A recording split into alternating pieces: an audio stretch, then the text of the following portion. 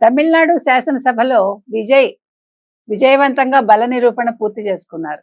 మనం మొదట్లోనే చెప్పామండి, ఏడీఎంకేతో పొత్తు పెట్టుకుంటే బాగుంటుంది అని.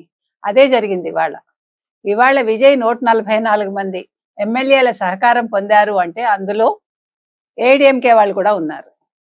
సో అసలు మొదటే కాంగ్రెస్ని కాదని ఏడీఎంకేతో పొత్తు పెట్టుకుని ఉంటే బాగుండేది అని అందరూ అనుకుంటున్నారు.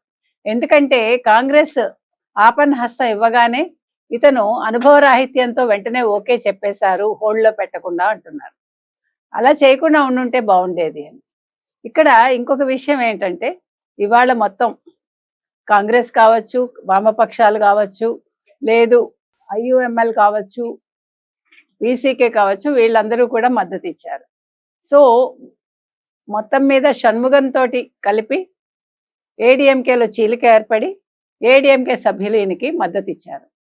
మరి ఇప్పుడు విజయ్ ముందు చాలా టాస్కులు ఉన్నాయండి. ఎలా నెరవేరుస్తాడు, తనతో ఉండే పార్టీలన్నింటినీ కలుపుకుని ముందుకు ఎలా వెళ్తాడు, వాళ్ళతో తలనొప్పులు ఉంటాయా, లేదు నల్లేరు మీద నడకలాగా ప్రభుత్వాన్ని నడపగలడా, తను ఇచ్చిన హామీలు ఏ రకంగా నెరవేరుస్తాడు, వీటి మీద ప్రతిపక్షాలు అయితే దృష్టి పెట్టాయి, ముఖ్యంగా డిఎంకే.